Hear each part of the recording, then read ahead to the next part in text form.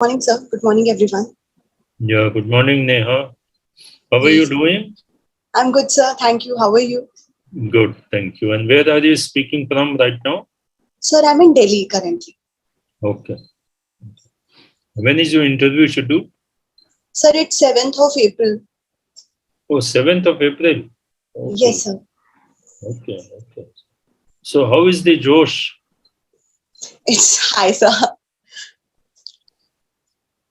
It's high. Yes, sir. What is the question you are expecting you are going to be asked, you see? First, Sir, I think the questions from my academics, apart from that, the current happenings, as well as from my personal information like my place of living and certain areas. what are you doing currently? Can you describe that and then why are you trying to shift and all? Just tell me about yourself in this context. Sir, what I understood you're asking about what I am doing currently these days. Yes. So currently, I've been preparing for UPSC before interview as the dates were out. However, just before that, I was preparing for UPPCS mains. I appeared. So and appearing mocks is something which is the current what I am doing. Okay. Are you not in a job No, sir, I have left my job in 2019. in 2018? 19. Okay. Now, are you CA or is there some difference between being a CA and cost and management account, something like that I saw? I was not very clear if you are CA or there is some difference, you see, from being a CA. Sir, it is one of the professional courses like CA, CS, and CMA. CA is Chartered Accountant. This is Cost and Management Accountant. And there is one more which is called CS, Company Secretary. So these are equivalent to a post-graduation level study. So cost and management account is slight different, actually much different from chartered accountant because their core area remains with the statutory audit and company audit.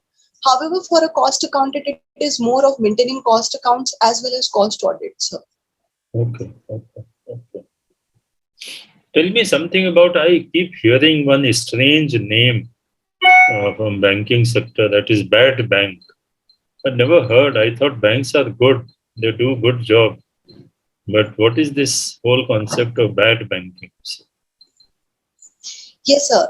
So this is actually in relation to the asset reconstruction company, which is recently one of the steps the government has taken.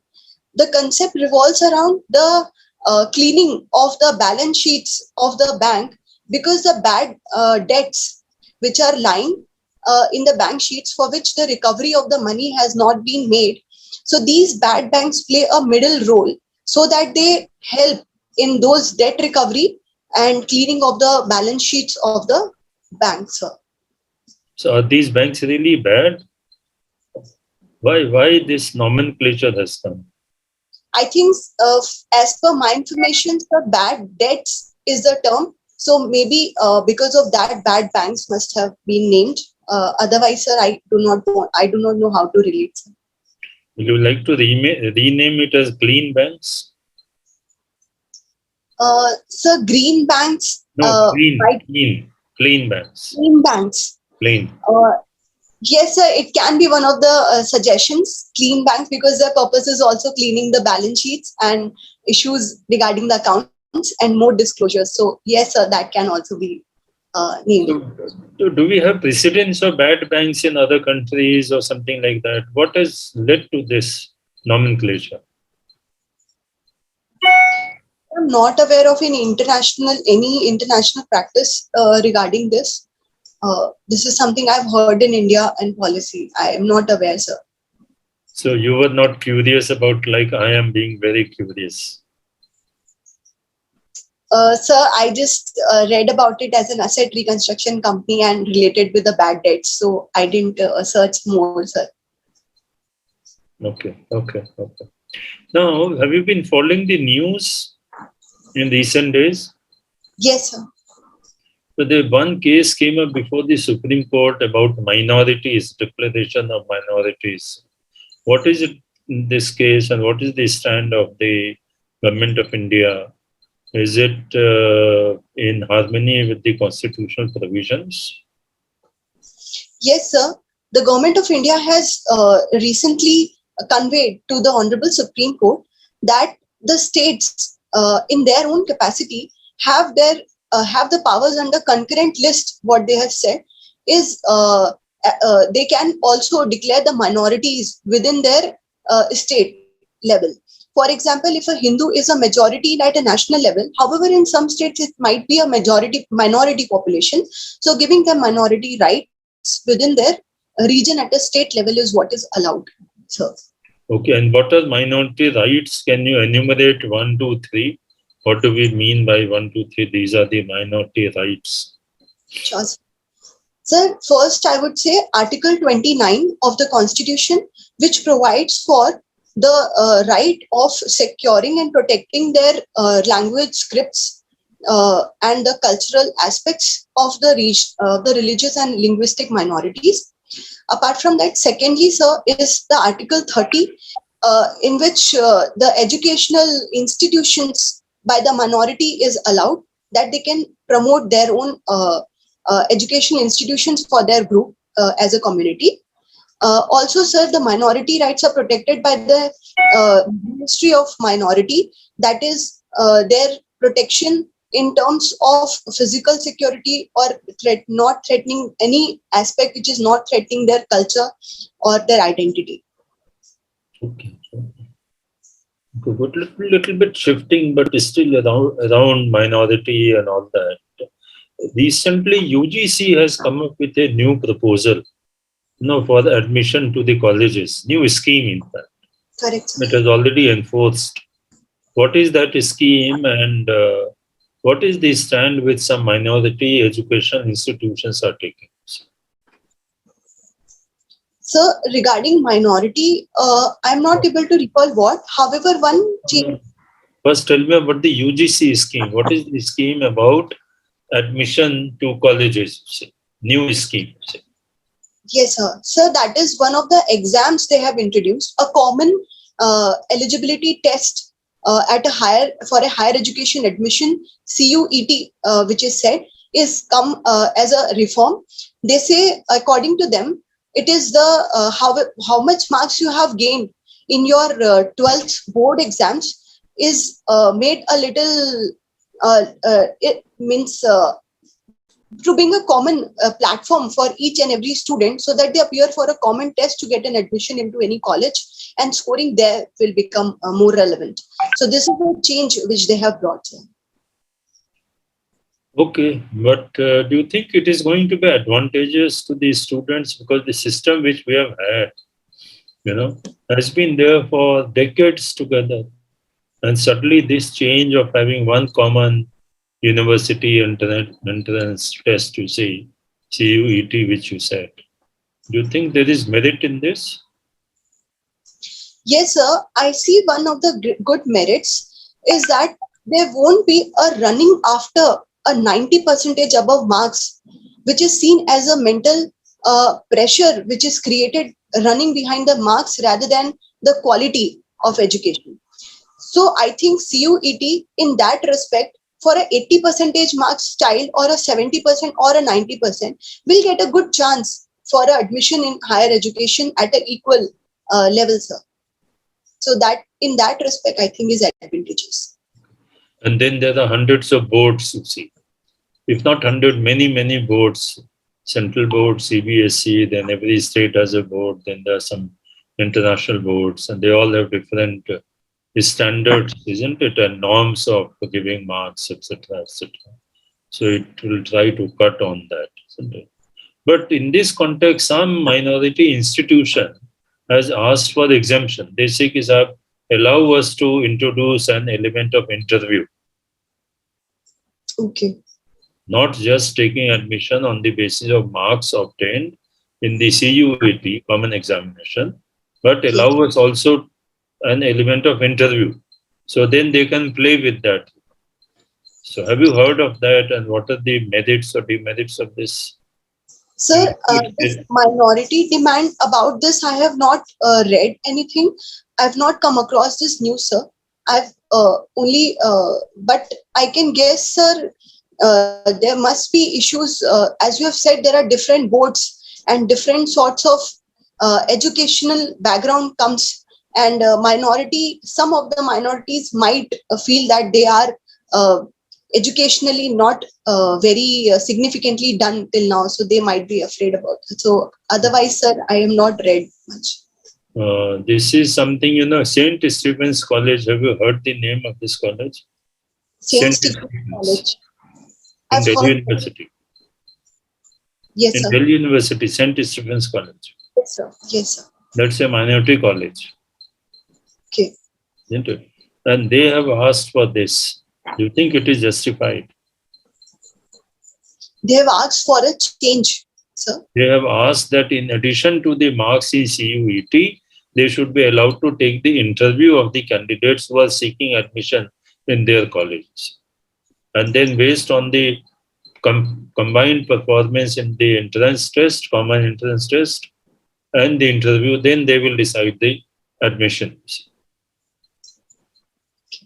Sir, in my opinion, this interview aspect at an entrance level in a university will be a too much complex procedure in my view, because it will add to more of administration costs, as well as the other thing which I believe there will be an aspect of biasness of an interviewer, or if sociologically, if I convey the message, that it might bring an observer's or researcher's bias in the interview process at such level, as the minorities are coming up for that, for their rights. Okay. So apart from that, yes, sir. Yeah. But do check up about it, because this, minority, their rights, and in view of the Supreme Court decision, etc., these are very burning issues. Sure, and sir. then this major reform, if one may say, you see, UGC is trying to introduce in terms of common university entrance test. And then there are institutions, and UGC or Delhi University has already taken a decision on this. See, so it is important for you to check. You are saying that, okay, 15% or something like that, it will be good for you to check.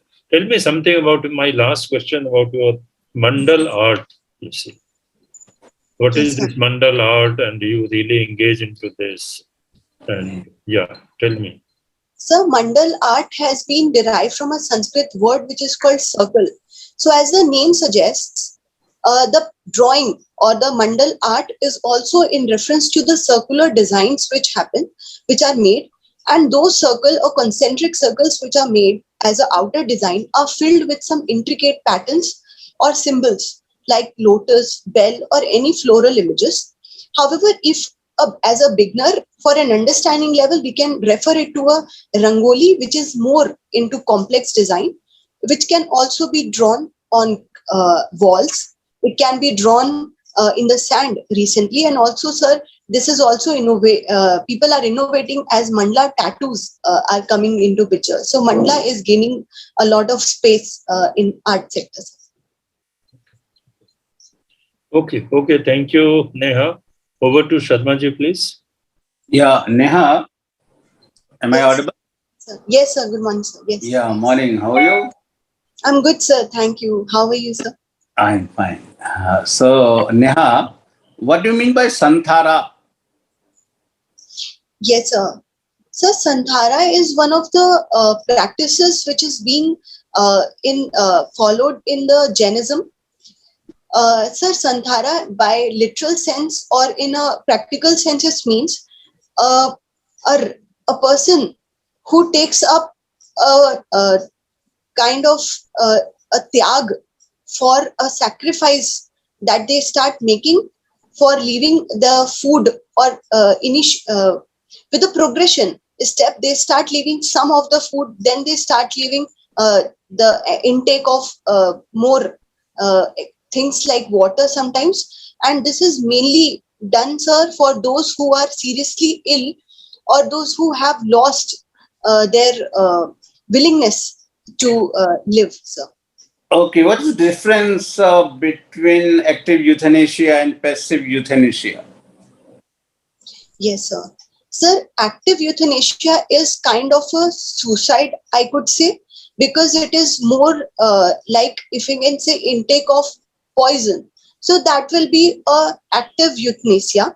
However, sir, passive euthanasia is not directly related to your willingness to death, really. However, it is, as I said, it is more like not intake of food or water, sir.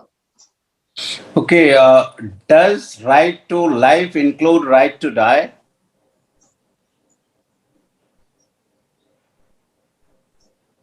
Supreme Court's verdict, any idea? Sir, right Does to right to die, life include right to die? Yeah. sir, right to die with dignity, I think, is included in the right to life, sir. Okay, a free trade pact has been signed with United Arab Emirates recently.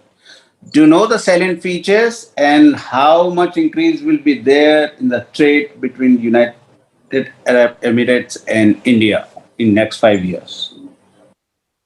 Sir, yes, sir, I am aware of the pact which is signed. It is called SEPA, that is Comprehensive Economic Partnership Agreement. Yeah. Uh, More like a free trade agreement and a strategic trade relationship developing. However, sir, in percentage terms, I am not sure how much exactly it will lead to the trade increase. However, it will open up the economic doors, sir. It is $60 billion at present, and after 5 years, it will be 100 as far as commercial these are concerned. And in service also, we will be having another addition of $10 billion in next. Okay. Is United Nations Security Council fulfilling its primary objective under Article 26? So first of all, you tell me what is the Article 26, then come to the answer whether at all United Nations Security Council is fulfilling its primary mandate under this article. So, sir, sorry, sir, I'm not aware of what is exactly in Article Anyway, I 20. tell you, Article 26 reflects the pro-disarmament sentiments. Now, can you tell me whether at all it is fulfilling its mandate? Yes, sir. So, pro-disarmament steps is an agenda of UNSC, for which it has been taking steps. For example, recently for Russia and Ukraine, there was a full-fledged special meeting that was called to pass a resolution for the disarmament. However, sir, yes, there are issues like, for example, the veto power, which is in the hands of the P5 nations, and that is a one main issue where the voting is not happening in a fair way. So the agenda remains quite unfulfilled, sir. Okay, which is the biggest tax reform in the history of independent India? The biggest tax reform in the history of independent India. Sir, I believe the tax reform of GST, goods and services tax, being introduced is one of Through the which biggest. amendment it was introduced? Through which constitutional amendment it was introduced? So GST. uh, so it is 100 and so it is 101st constitutional amendment. Okay, 101st constitutional amendment. Anyway, what was the need to have the constitutional amendment related with this tax reform? Introduction of. So there were three main articles which were introduced in the constitution with this amendment. For example, so service tax, which was in the center-state financial relations, the service tax provisions were removed from the constitution. However, in that place, the GST provisions were added. Also, sir, the GST Council is a constitutional body which is established. So Article 279A was inserted for this space for the constitutional body. Also, GST. sir, Okay. Yeah. Please go ahead. Yeah.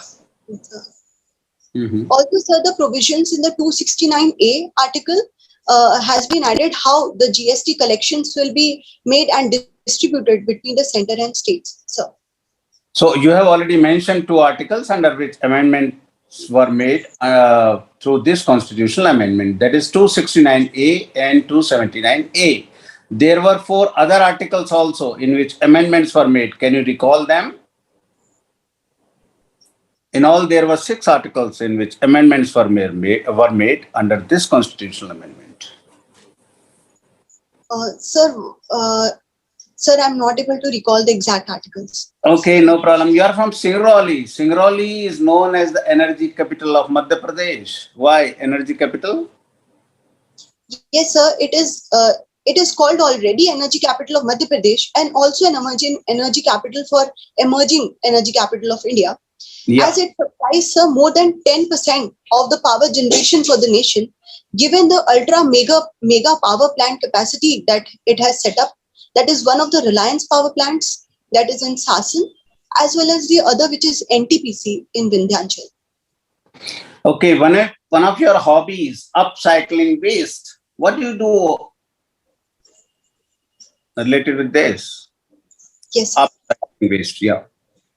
Sir, upcycling waste means the transformation of something that you see as a waste to throw in the landfill. Rather, you escape it from landfill, being landing up in the landfill. While using your creativity, you transform and give it a more utility and a higher value.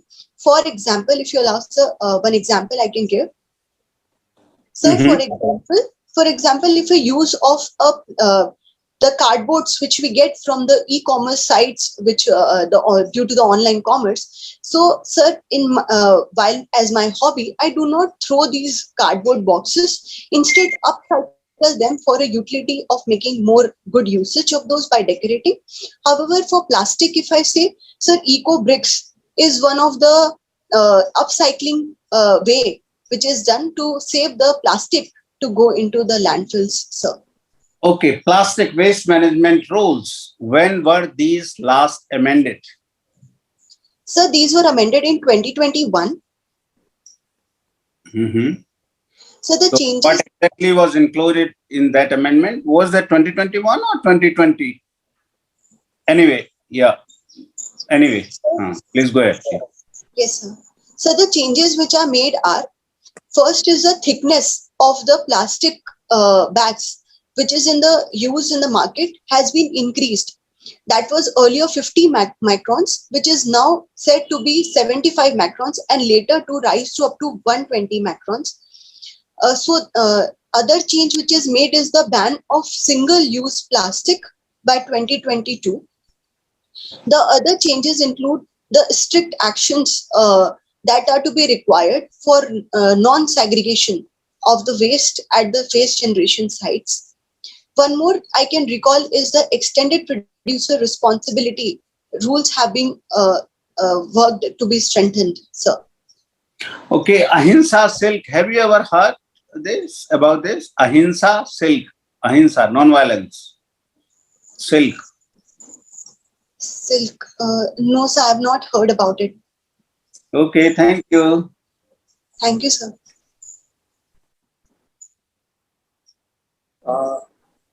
Congratulations, Neha, for having made it to the interview.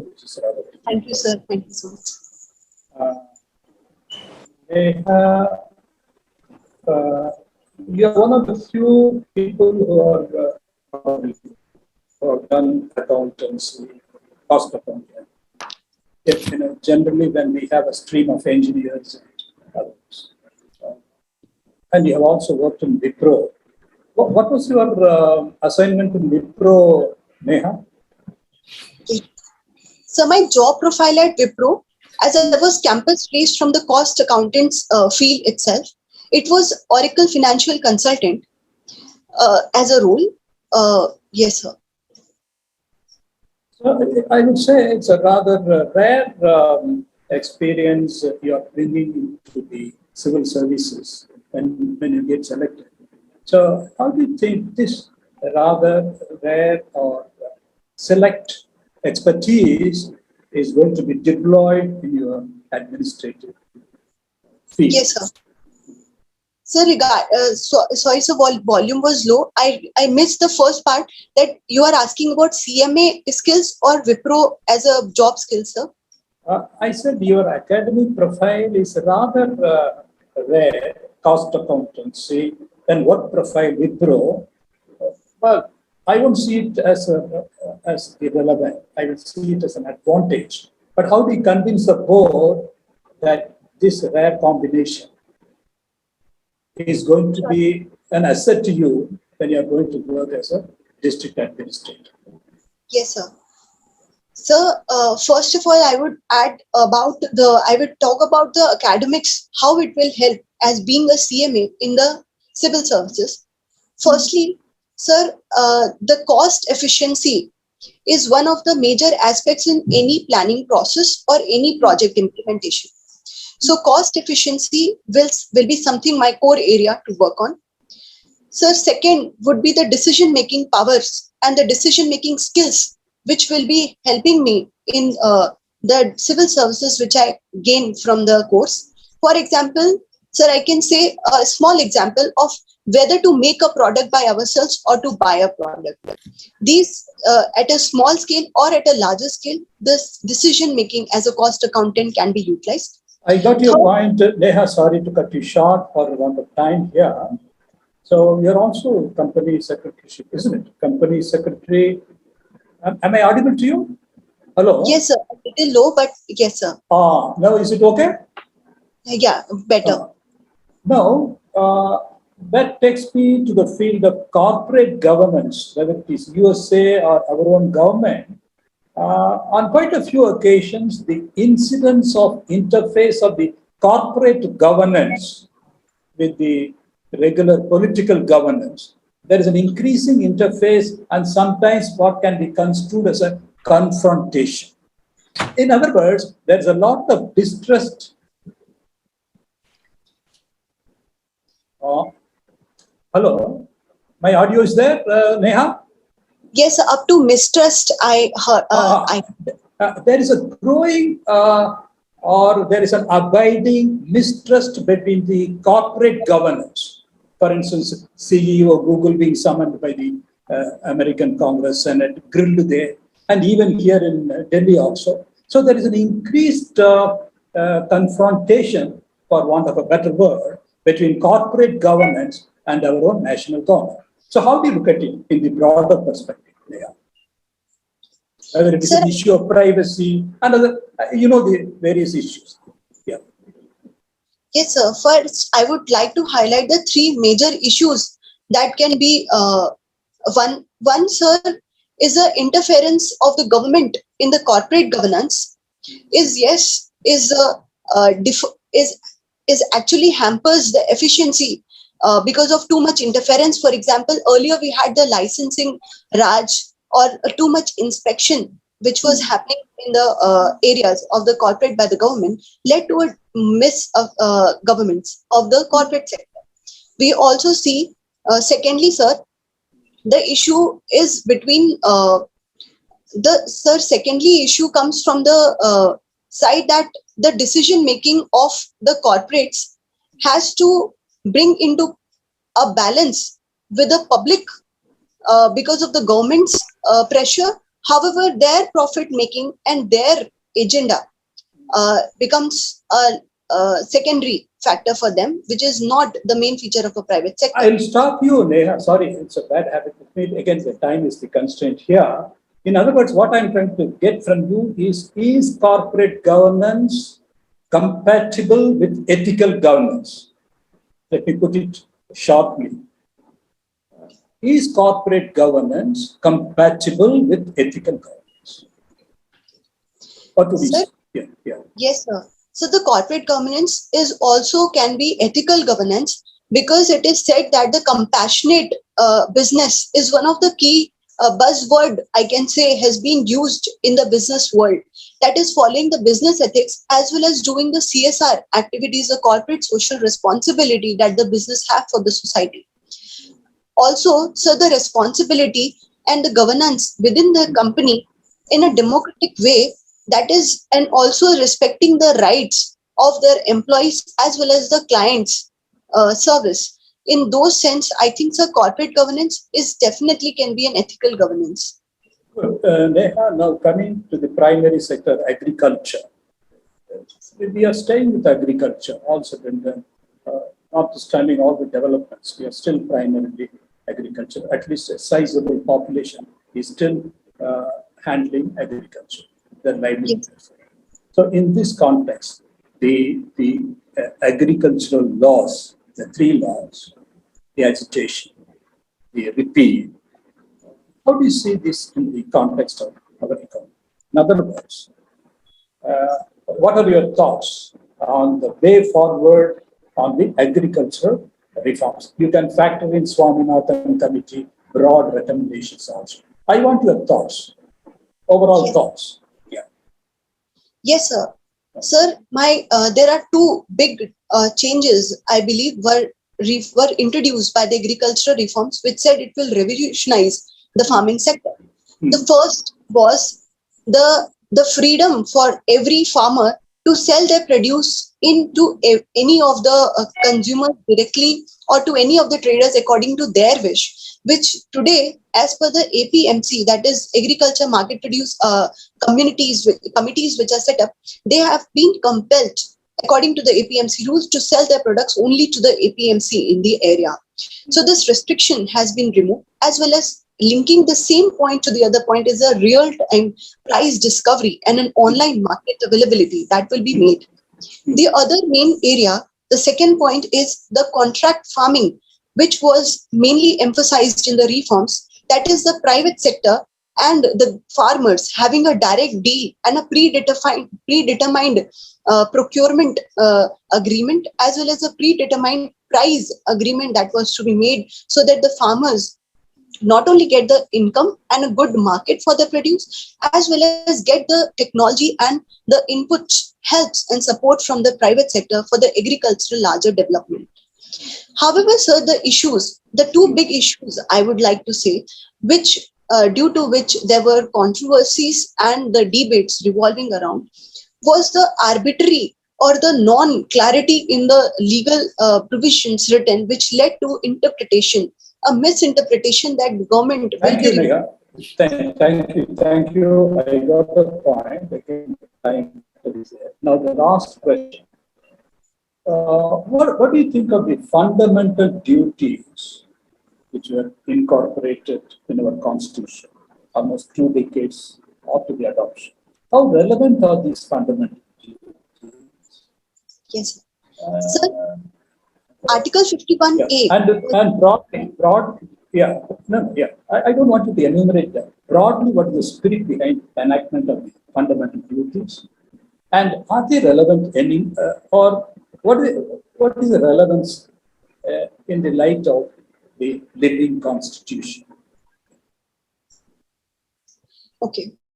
Is- Sir, the is- fundamental duties yeah. are Yeah. So the fundamental duties are with the main spirit that when a person or a citizen has been given some rights, the claims that they can make in the government, however, they also have obligations or their duty towards the nation, towards their fellow citizens on how to behave, how spirited they are, how they bring a solidarity or brotherhood in the society.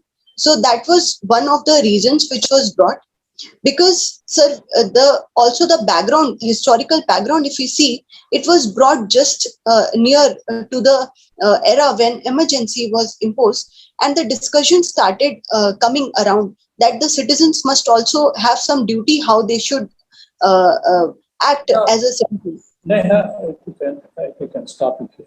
For instance, the respect for composite culture, Yes. heritage, common brotherhood, transcending the linguistic, religion, regional affiliations, scientific spirit, spirit of inquiry. Isn't it very, very important? So, in the context of some of the controversies which we need not go into, do you think these fundamental duties, which are cast upon every citizen, composite culture, brotherhood, rising above religious, linguistic, regional, does it acquire a particular poignant salience in the light of some raging controversies which are happening all around us.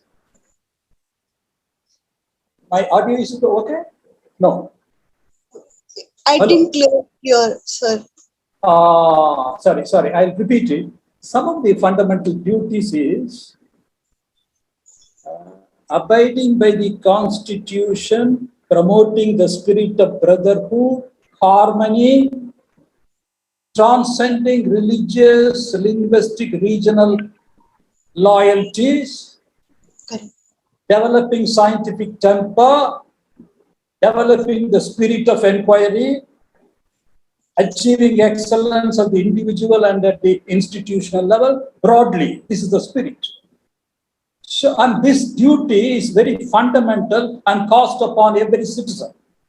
I was asking you, does it have a relevance, a resonance in the light of some of the controversies, needless perhaps, going on in some parts of the country?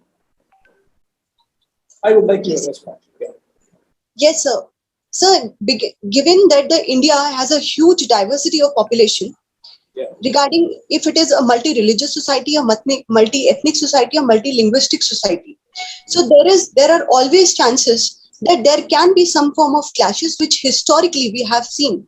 So in that context, I believe, sir, the duty of a common brotherhood and a common feeling of a nation, and keeping nation's interest at a first place becomes very important. Also, apart from that, sir, the duties which are claimed, which are highlighted as a fundamental duty regarding scientific temper and achieving excellence, is also important because a human capital of a nation is its asset. So each one should be motivated in that sense to become an asset for the nation. Also, sir, international level of standards are also being highlighted in the fundamental duty. So that.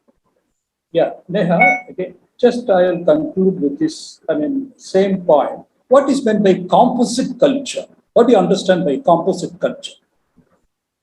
Yes. So the composite culture is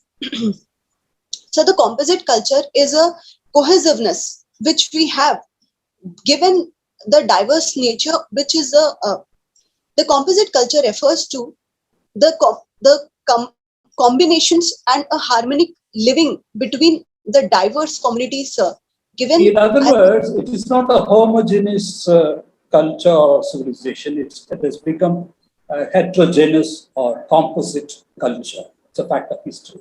Thank you, Neha. I stop here. Thank you, sir. I'm stopping here. Okay. Yeah. Thank you, Neha.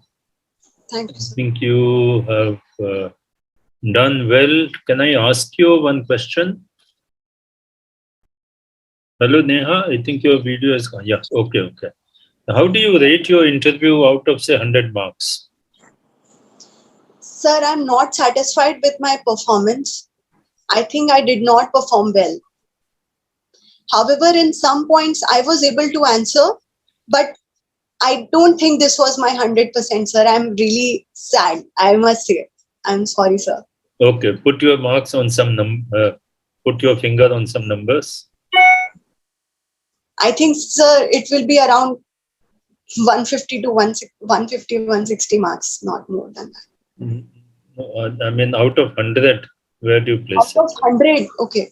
Out of 100, sir, again, 55 to 60%. Okay. Well, I think you did well, because apart from the answers are one thing.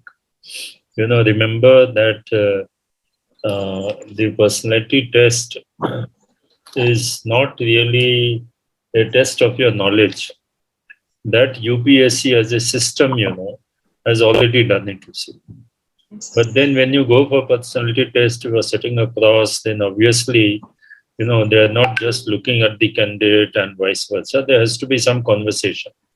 And then conversation has to be around something, some topics, either of their interest or of your interest or something related to you. It is more likely to be something which is related to you than the current affairs, etc., etc.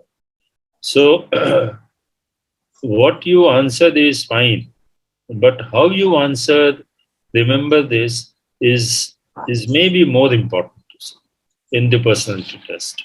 And I think that is where your poise, well, I think you have appeared to be a little too serious, with a little bit of, easy wearing, easiness, little bit of a smile like now. That will go better in a personality test. To see you are presenting yourself as a young person who has a certain background, and you are aspiring to get into the civil services, isn't it? Correct. That calls for, apart from knowledge, it calls for many more qualities, you see. Correct, sir. So that is what they are now looking, because something which they have already done is fine. Now it is sitting across and looking at the candidate, putting candidate into uneasy situations, putting candidate with some unexpected kind of questions, etc., etc. Something done intentionally at times. Remember this, to upset your poise, you see, and then see how you react and all that. I suppose these are the kinds of things, but where I would personally think that you have come out fairly well. Your articulation is also good. Uh, well, with your interview on the 7th, no, just about 4 or 5 days, my Yes, sir. advice would be that take it lightly. Okay. Don't get too heavy that 4 दिन बचे हैं तो ये भी करें, ये भी करें, ये भी करें. It Yes, is more to reflect on what I have said. How to present yourself. You see, no one is expected to know everything under the sun. So if you don't know something, politely, decently, you can say, sir, I don't know. If somewhere you have some idea but you are not sure, you can take the permission and make a guess, etc. So that kind of thing can be done. You should pick up on or just brush up on the current affairs, especially the international, Russia, Ukraine, Indian diplomacy. Mm, just a minute. Yes. The stand which the Indian government is taking, these are very, very relevant to see. And not just for the IFS, of course, is your fourth choice, isn't it? Foreign service. But even then, I mean, don't expect that simply because you have put foreign service at number 4, so they will not touch these aspects. They may touch these aspects very much, because whether you are IAS or in any service, I think these things are linked and they're very, very important to see. So this is what I would say. I think you have done well. Maybe I would put it, say, between 60 and 65, your performance.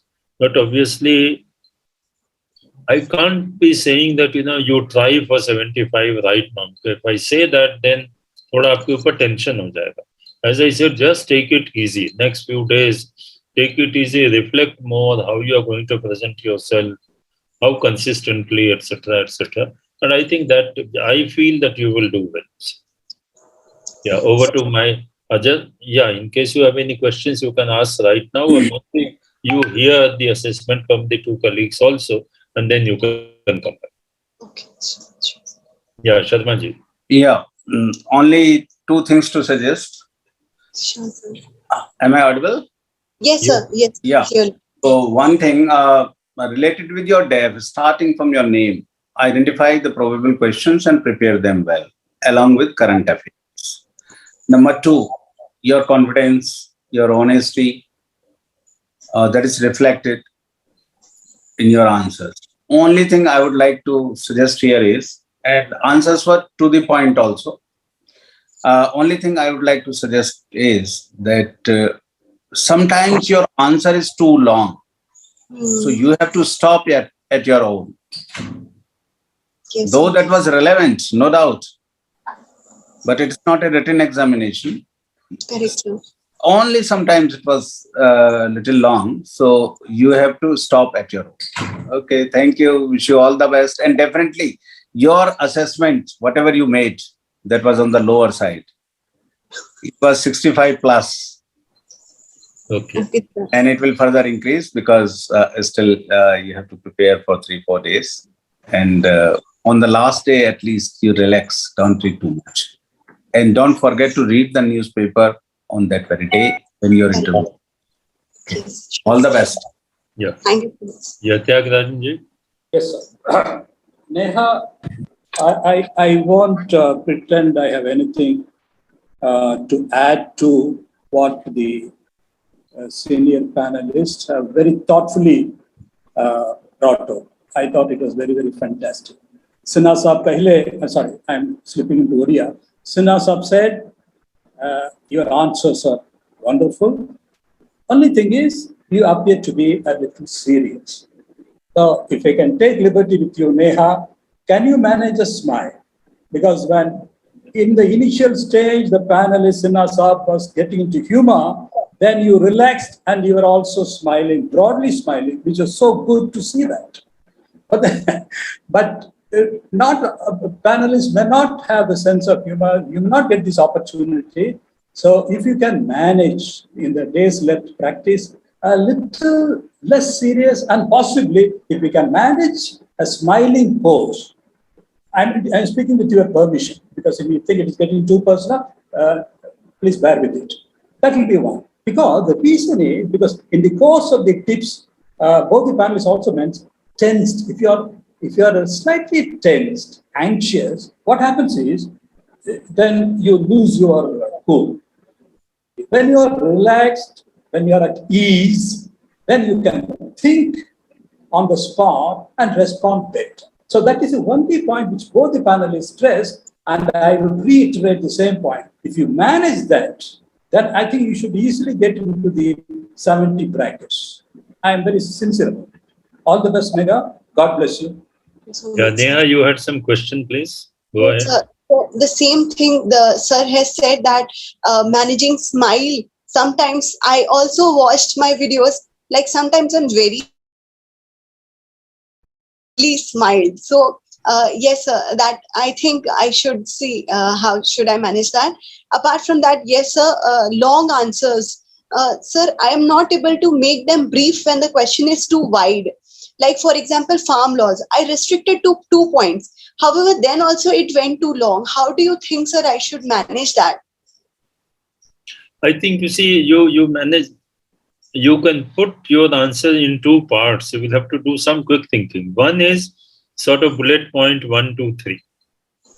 You know, and then we all have the tendency to get into. We pick up a point and then we start elaborating it, etc., etc. Then the second point comes late, third point comes even late. It may be much better to put it in 2 parts. One concise bullet points are your 3 broad points, 1, 2, 3. Then you are giving an opportunity. You are taking a pause, which is good for you also. You're giving an opportunity to board also if they want something particular. So after having said 1, 2, 3, then you can also say, sir, can I now elaborate on each of these points, to further explain. Okay, sir. Okay. Like for example, sir, I'll say, sir, for farm laws, if I say that, yes, sir, I would like to give both the pros and cons of the laws. So I have 2 points for the in favor. Like first is the online market and a broad market freedom for the farmers. The second would be the provisions created for contract farming. Sir, with your permission, I just... yeah, please go ahead. Neha, because probably... let me say here, you see, when I asked farm laws, and also the second question, farm laws, yes, you are getting into details. Before getting into the details, you should give the big picture. Either while summing up, you mean to say the way you are saying it, yes, they are good, they have a very salutary purpose, but maybe the way we went about it, we have to make it known, explain, sell it to the people, and then do it, which is what all democracy is about. Probably these are the broad picture. What happens when you get into details, you are you're forgetting to sum it up. You can sum it up in the beginning or at the end. That will Similarly, when I was talking about the fundamental duties and relevance and resonance, I had some controversies going on in some particular part. If you are a little not tensed up, if you are at ease, you may be able to see what is going on in the mind of the panelists. Why is he asking the question, he or she? And then once you divine it, when you guess it, then you will be to the point. Because these are the things which are taken care of in the fundamental duties. Thank you, sir. Thank you. So just one more question. Sir, regarding any topic, if I have little information, however, the right detailed details I'm not aware, should I simply say that no, sir, I am short of information, or if I ask their permission, yes, sir, with my little knowledge, I can explain. Neha, I will say with the permission of the chair here, if you look at the interview UPSC, it's a natural conversation. Sinha Sahab also mentioned, it's a conversation. In a conversation, both are equal, they contribute. It is equally your duty to keep the conversation, the flow going on. Suppose you are not able to get, for instance, I was trying to beat about the bush. Sir, could you be more specific? When you are talking about certain controversy, sir, can you be a little more specific? So you are at liberty to probe the mind of the panelist politely so that you get clarity that you are looking for. Thank you. My suggestion in this regard would be that whatever you know about that very question, you tell that, and after that you can say there is some more about this particular subject which I'm not able to recall at the moment. Okay. So with little information, what I have, I can start. Yeah. If that's right, suppose there are 4 points related with a particular subject. So what you know, only 1 or 2 of them. So you tell those, and after that you can say there is some more points which I'm not able to recall at the moment. Okay, sir. Correct. And Neha, I'm sorry, with again the permission of the chair, UPSC is very clear. It's not a question and answer session. It's not a cross examination, but a natural conversation, purposeful conversation. Correct. And it is your duty also to see that the flow of conversation is kept up. Thank you. Correct, sir. Correct. So now I'm sure you are fully prepared. Yes, sir. It brought me very good points and to work on, sir. I will definitely try, and my one more mock I'll be giving tomorrow. After that, I'm not appearing. Yes. So 2 days will be for myself. So I'll try to apply these again, sir. All those suggestions. Okay. All the best. God bless you. Thank you so much, sir. Yeah. Thank you. Right. Thank you. You can disconnect, please. Yeah. Have a good day, sir. Thank you. Yeah, you too. Have very good interview. Thank you. Thank you so much.